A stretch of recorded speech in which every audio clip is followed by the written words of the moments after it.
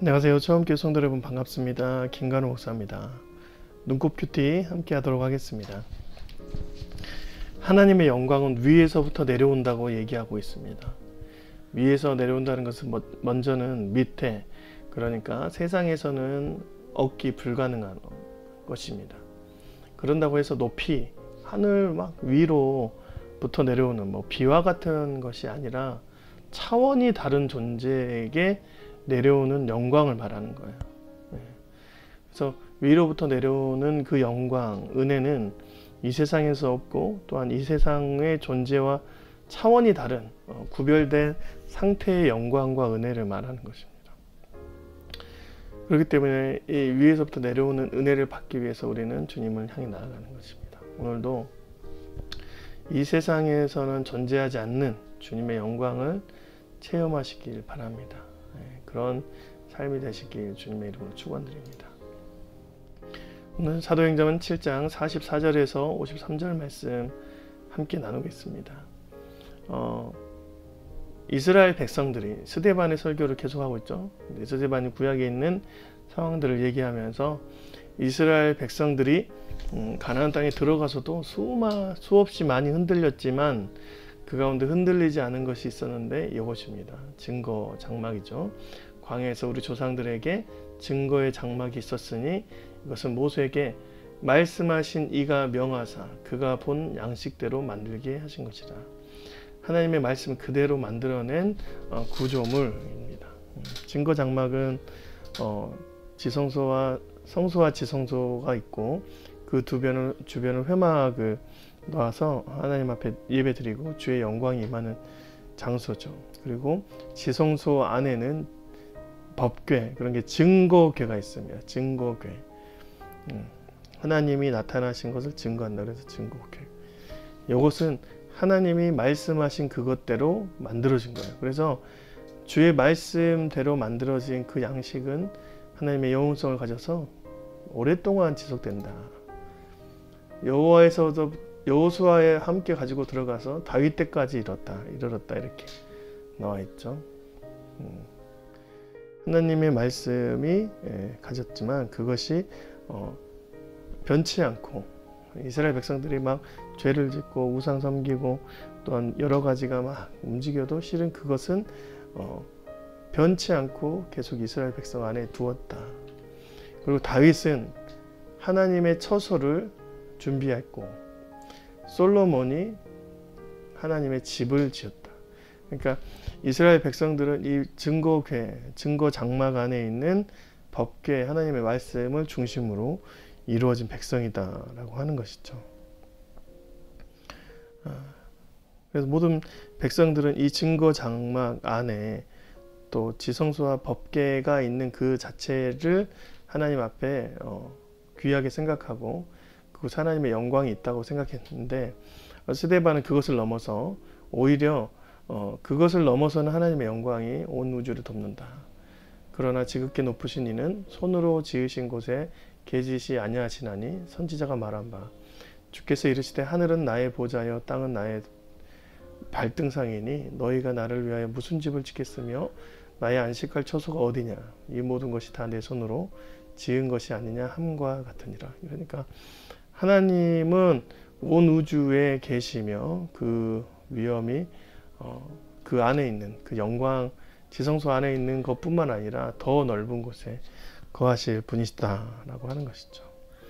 그래서 우리가 주의 말씀을 받을 때 주님께서 증거의 장막을 주셨지만 하나님 살아계심은 온 세계 위에 계속 지속된다라는 것입니다.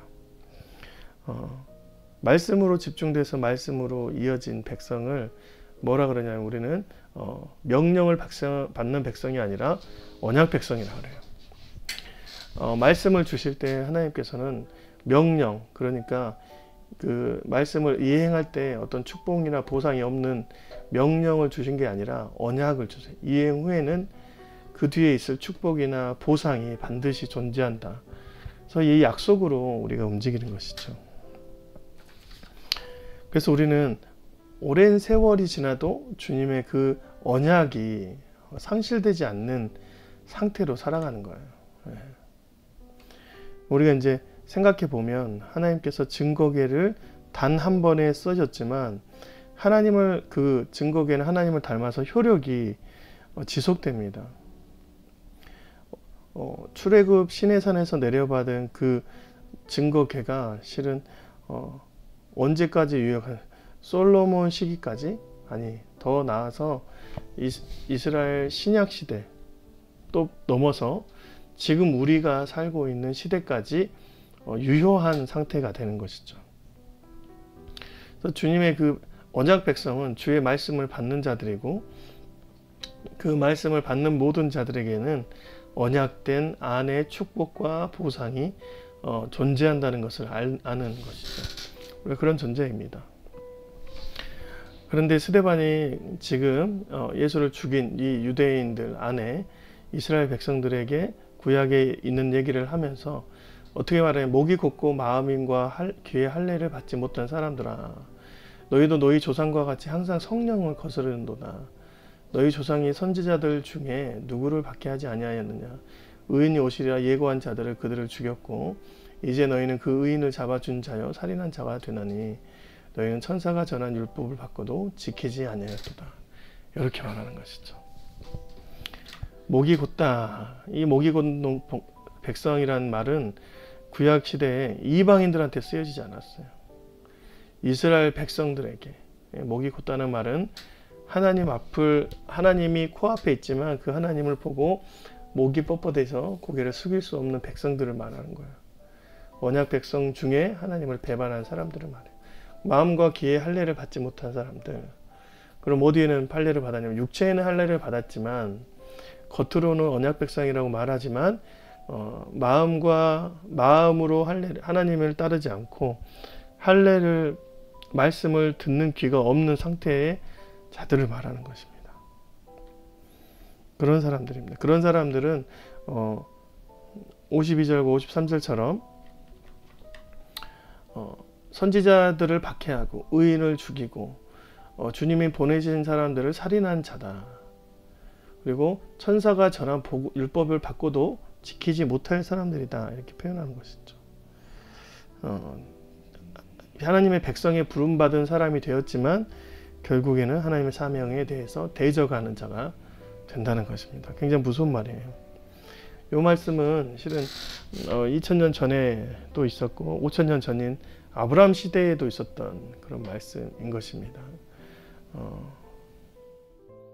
우리가 지금 하나님의 백성으로 사는 것은 주님 우리에게 언약을 주신 상태를 유지한 것이죠. 그 언약을 받은 상태로 주님의 말씀에 머무른 것입니다.